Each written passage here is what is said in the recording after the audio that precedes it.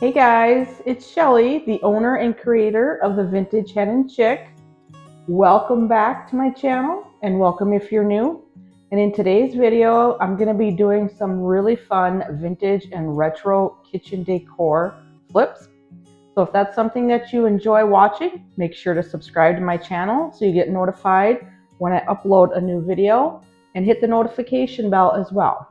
So let's get started. For project one, I have this metal lunchbox, and this used to be a part of my home decor many years ago, and I hung on to it. It's kind of made out of a thin metal material, and you can see that the inside's in really good shape, but the outside is definitely outdated and it needs a makeover. And so I thought that a good color for this would be Dixie Belle's chalk paint in the color Mint Julep. And anytime I think of anything vintage and retro from kitchens, I think of this color. So I think this is a great color for this project and for the theme of today's video. So I end up giving the lunchbox 2 full coats of paint and what I call another half coat of paint, just to make sure that those letters get fully covered up. And I'm not sure if you can tell from the video, but the current paint color on here is a real textured rough color. So it is taking a good amount of paint to cover that up, but it's covering nicely. So I'm going to continue to cover the paint with the 2.5 coats, and then we will move on to the next step.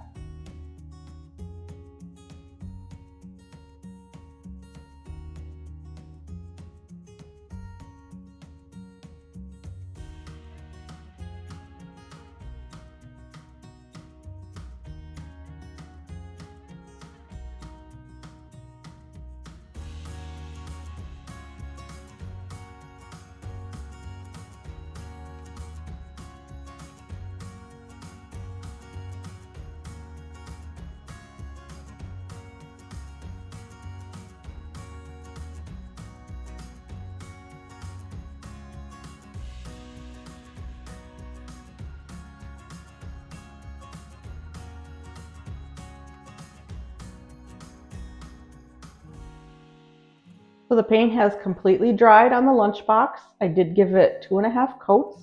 And now what I'm going to do is I have a piece of rice paper here that I printed all these images on my home printer. And I got these images from a website called Creative Fabrica. And I'll leave a link to that in the description box below if that's something you're interested in. Creative Fabrica is a website where they have thousands and thousands of images and fonts and anything your heart desires. And so what I did is I printed off all of these different, what I thought were kind of vintage and retro kitchen advertisements. And my vision for the lunchbox was to decoupage these on in a collage fashion. So that's what I'm going to do. Really no rhyme or reason. I'm just going to kind of put them where I want. And I'm going to use Dixie Belle's top coat in the matte for my decoupage medium. So I'm just going to apply some of the top coat wherever I want a piece of the rice paper to go, and then smooth it down with my brush. So I'm going to continue kind of placing these little advertisement pieces, decoupaging them on, and kind of just putting them in just random areas around the entire lunchbox.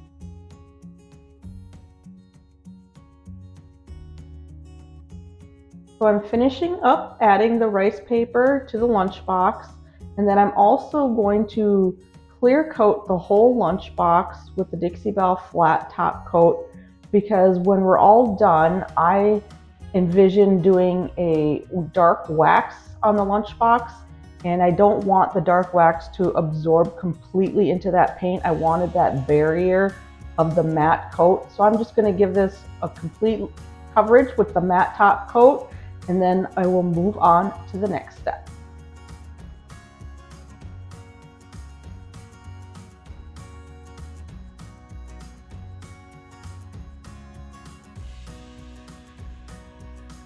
So I let the lunchbox completely dry after I did the decoupage with the rice paper. And after looking at it, I thought it still needs a little something. So I pulled out a bunch of scraps of IOD transfers that I have laying around.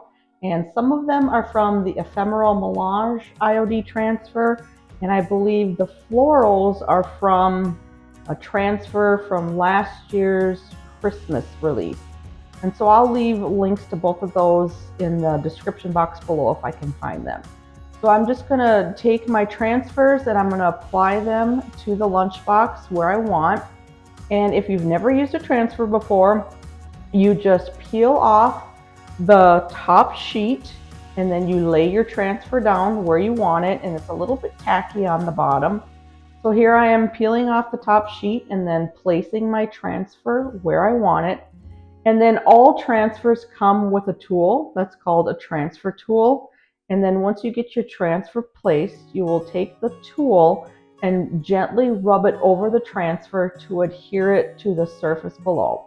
So you see me here, I'm using my transfer tool and rubbing it over the transfer.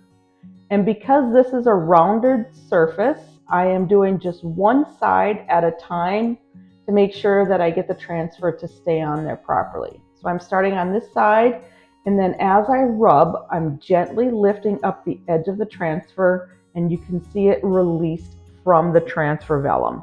And then after it's applied, I rub over it with my fingers, and then I also burnish it with the transfer vellum that it came on. So I'm going to do the exact same process for this side with this transfer, laying it down and rubbing it with a transfer tool, and then gently lifting up while the transfer is releasing, going slowly because, like I said before, it's a rounded surface and I like to work from side to side on rounded surfaces just to make sure that everything adheres properly. So I'm going to continue with these transfers. I have a few more that I end up placing on the lunchbox, and all of the transfers that I'm using from the Ephemeral Melange transfer set are all kind of vintage and retro food items or things that you might find in a retro kitchen. So I thought that they would work great with this lunchbox. So I'm going to continue to apply the transfers where I think they're going to look nice, and then we'll move on.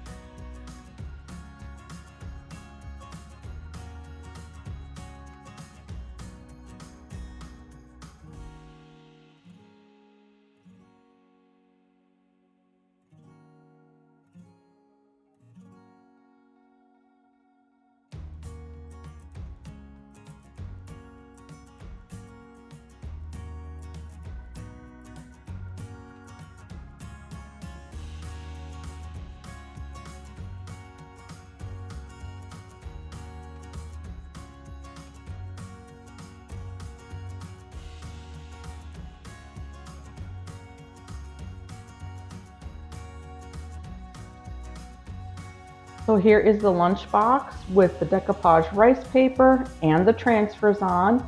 And like I mentioned before, I did want to do a waxing procedure to seal this in. And so I'm going to use Dixie Belle's Best Staying Wax in the color black. And I'm going to go over all of the corners and I'm going to wax the whole entire thing, including the decoupaged rice paper and the transfers. My vision for the lunchbox was to give it a grungy, old-timey feel, and I thought the black wax would be a great way to do that. And like I mentioned before, I did give the whole lunchbox a coat of the matte top coat because I didn't want the black wax to absorb so much into the paint. And so the top coat will create that barrier, so I'll get a nice kind of vintage, grungy look as I'm wiping off the black wax because that top coat is already there. So I'll continue to use my black wax on the whole lunchbox, highlighting all the details, the edges, the corners, and going over the transfers and the decoupaged rice paper.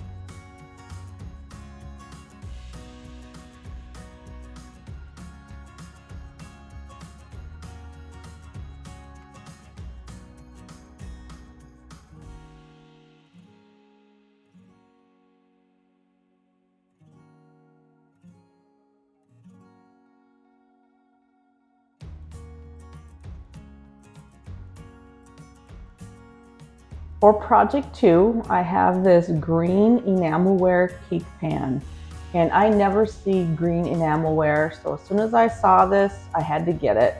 I love all the imperfections and the rust spots on the cake pan, but I thought I could add a little bit of something to it by using a transfer. And so these chicken transfers come from the IOD transfer set, the brocante, and for this flip, I'm just going to add these transfers to it just to add a little bit of something to the cake pan. It's not going to be used as necessarily for cooking, it's for a decor piece. So I'm peeling off the back of the transfer and I'm going to place my transfer where I want it. And when you're working with surfaces like Enamelware, you have to be very careful because as soon as you lay your transfer down, it's stuck, and so there's no going back. So I've laid my transfer down and I'm taking my transfer stick and I'm rubbing over the entire transfer to adhere it to the cake pan. And then I will start lifting up on the corner of the transfer, and the transfer below is being released and adhered to the cake pan. And one nice thing about putting transfers on products like Enamelware and glass, it transfers super, super easy. So I'm just lifting up the transfer as I'm rubbing with my stick, and it's adhering really nicely below. And then once I get the transfer completely on the cake pan, then I'll rub it down with my fingers, and I will use the transfer sheet to rub over the transfer to burnish it in. And what burnishing does is it just makes sure that there's no air bubbles or wrinkles in the transfer below. So I'll do that as soon as I have the transfer on. And because this is a transfer, it does need to be sealed. And like I mentioned, it's not going to be used for food. It's just going to be used for decor. And the Enamelware is kind of a real flat finish. So I'm going to seal it with Dixie Belle's flat top coat just to kind of match the whole cake pan. So I'm just going to give the inside of the cake pan a coat of the Dixie Belle flat to seal the transfer in and to make sure that that surface is protected.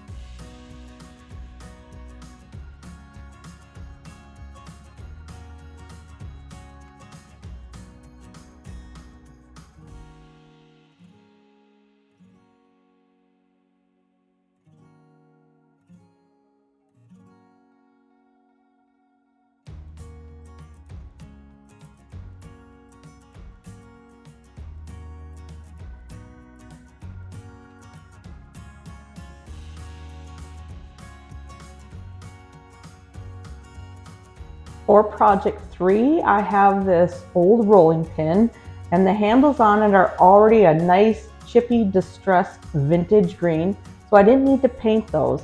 But I am going to decoupage the rolling pin, and because it's old and the rolling pin is a little bit kind of greasy even after I cleaned it up, I'm putting a coat of clear coat on it just to use that as a sealer to seal in any of those oils that are on the rolling pin, so none of them bleed through to the transfer that I'm going to put on here. So I'm using the Dixie Belle top coat in the matte finish again, just to give the wood part of the rolling pin, get it nice and sealed. And again, I took a piece of rice paper and I printed off this image from Creative Fabrica on my home printer. And this is what I'm going to decoupage onto the rolling pin. And I'm going to use a small artist brush and some water, and I'm going to go around the image, wetting my area so that way I can tear it, because I don't want to cut it. I don't want the clean look that a scissors is going to give it. I wanted a more vintage kind of organic look that the tearing gives the rice paper. So I'm going around the image, wetting it with the water, and then that will allow me to tear my rice paper and give a nice kind of rough looking edge.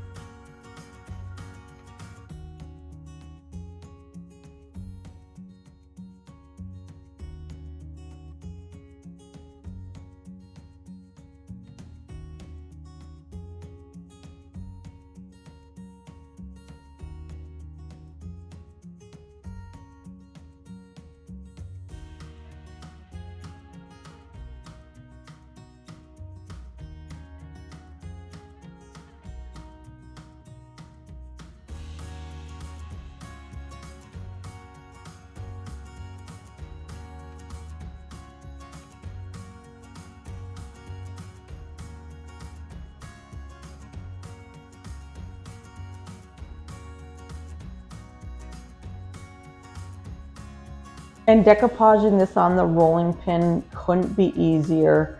For the decoupage medium, I'm going to use the Dixie Belle matte top coat again, and I'm just going to place some decoupage medium on the rolling pin and then set my piece of rice paper down where I want it, and then slowly work from one side to the other, laying it on the rolling pin, going over it with my brush to smooth everything down until I have the rice paper adhered to the rolling pin.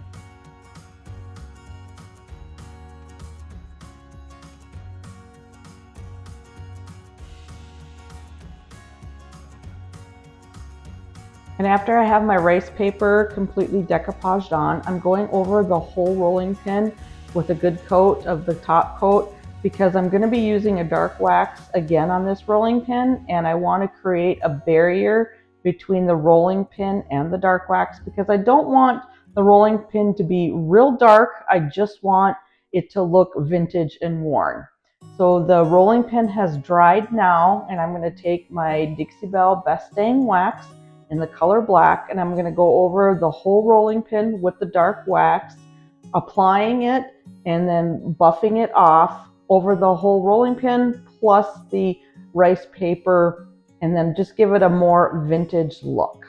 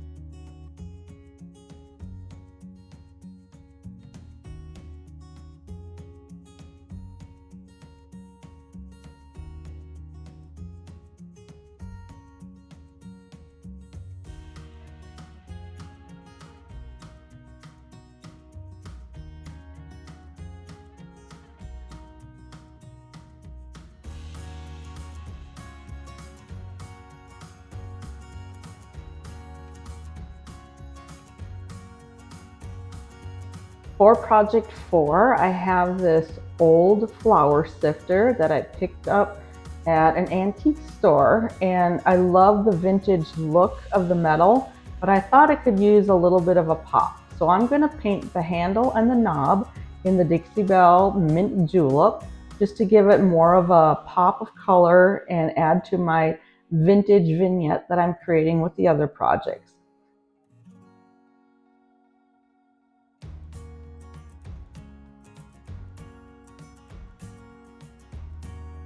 So this is a super easy thrift flip project. And guys, not everything has to be complicated or require a whole lot of steps or procedures. And several of the projects in this video are really easy, but just doing a little bit of changes here and there to give them a little bit more look. And I feel like this whole video, the vignette that I'm going to create with this, is all about super easy projects.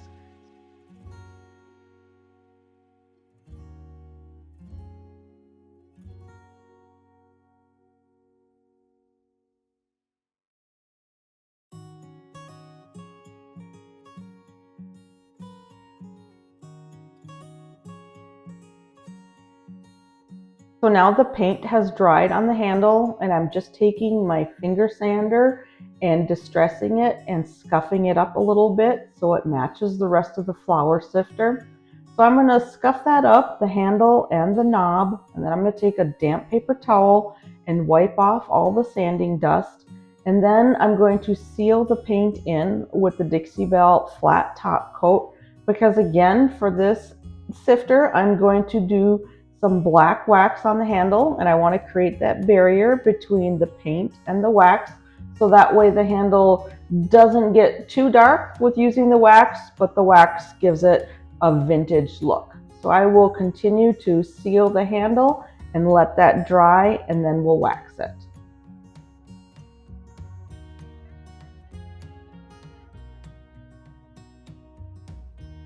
So the handle's dry, and now it's ready for the black wax, and I'm using the Dixie Belle Best Dang Wax in the color black again, just like I used for the other projects in this vignette.